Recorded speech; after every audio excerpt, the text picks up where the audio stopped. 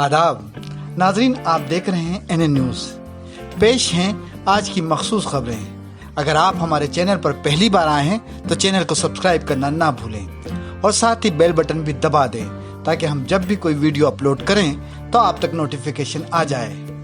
तो आइए जानते हैं मुल्क में फैली कोरोना वबा की आज की अपडेट।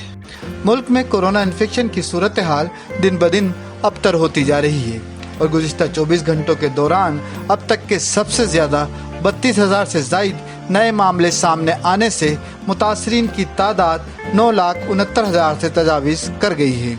जुमेरात के रोज़ मरकज़ी वजारत सेहत के जारी करदा आदाद व शुमार के मुताबिक गुज़िश्ता 24 घंटों के दौरान कोरोना इन्फेक्शन के 32,695 नए केसेस सामने आए हैं, जिससे मुतासर अफराद की तादाद 9,68,876 हो गई है।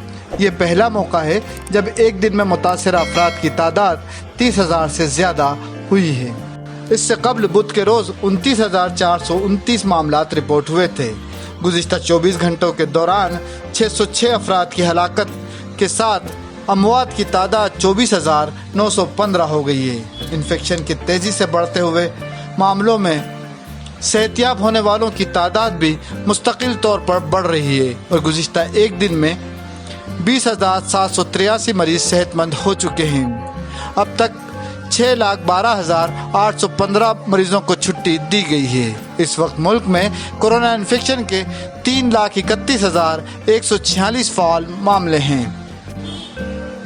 कोरोना वबा के ताज़ा हालात जानने के बाद चलते हैं उत्तर प्रदेश, जहां के वज़ीर बराए अक़लियती उमूर ने अपने महल्ले के सभी मकानों को ज़ाफ़रानी कर दिया है।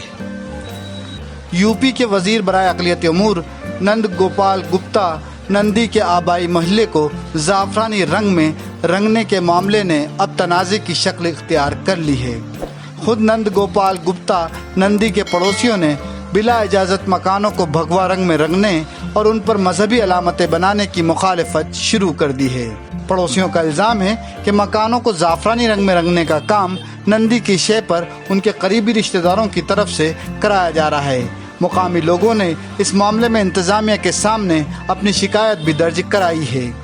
यूपी के काबीना वज़ीर बराए अक़लियती उमूर नंद गोपाल गुप्ता उर्फ नंदी का आबाई मकान इलाहाबाद यानी प्रयागराज के बहादुरगंज महल्ले में वाक़ है।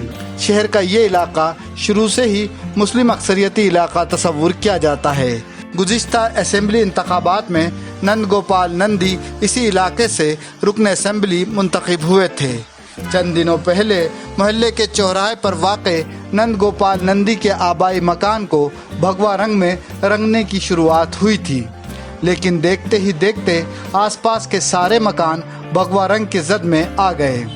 बहादुरगंज का मरकज़ी इलाका आज सिर्फ एक मखसूस रंग में रंगा नज़र आ रहा है। इस इलाके के बेशतर मकानात को ज़ाफ़रानी रंग में रंग दिया गया है। मकानों को ज़ाफ़रानी रंग में रंगने का काम ज़्यादातर रात की तारीकी में किया गया। मकानों को भगवा रंग में रंगने पर अब खुद नंद गोपाल गुप्ता नंदी के पड़ोसियों ने सख्त मुखालफत शुरू कर दी है। बहादुरगंज के बाशिंदों की सबसे बड़ी शिकायत ये है कि रातों रात उनके मकानों की शनाख्त मिटा दी गई है। नंद गोपाल नंदी के एक पड़ोसी रवि गुप्ता ने इस बात पर सख्त नाराज़ हैं कि उनके मकान को भगवा रंग में रंगने से पहले उनकी इजाज़त नहीं ली गई। उन्होंने इस मामले में FIR भी दर्ज करा दी है। शहर के मारूफ समाजी कारकुन अभय अवस्थी भी मकानात को एक मखसूस रंग में रंगने के सख्त मुखालिफ हैं। अभय अवस्थी का कहना है कि भगवा रंग और मजहबी अलामतों की आड़ में इलाके के लोगों पर एक मखसूस नज़रिया थोपने की कोशिश की जा रही है। उनका कहना है कि शहर का बहादुरगंज मोहल्ला अपनी गंगा जमनी तहजीब के लिए मशहूर रहा है। इसी इलाके में कई तारीख़ी दरगाहें और मसाजिदें भी मौजूद हैं।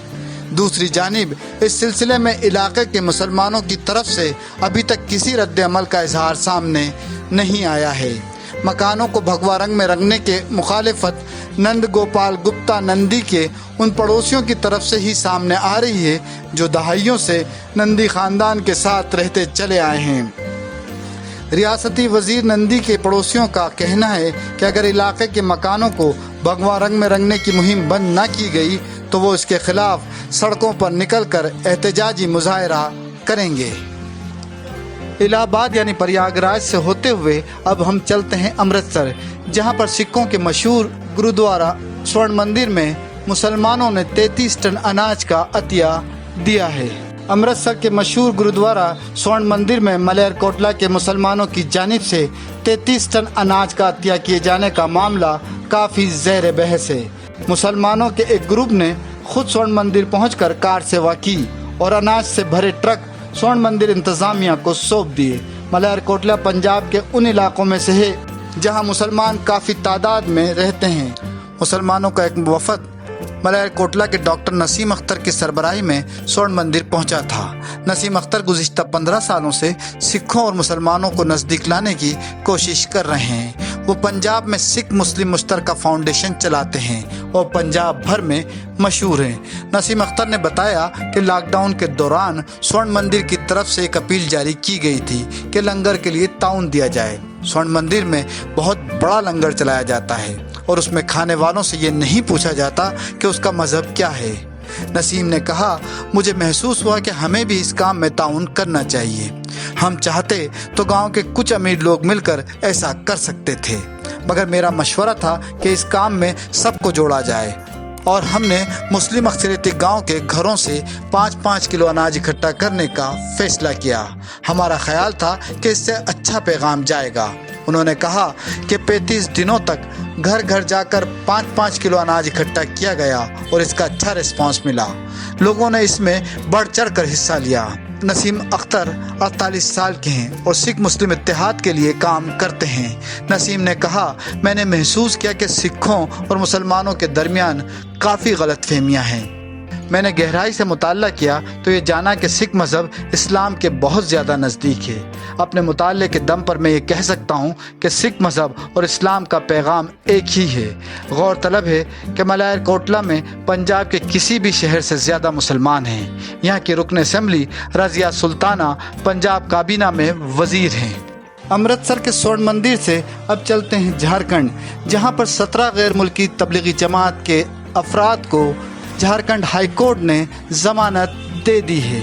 तबलीगी जमात से मुंसलिक 17 गैर मुल्की अफराद को झारखंड हाई कोर्ट से बड़ी राहत मिली है।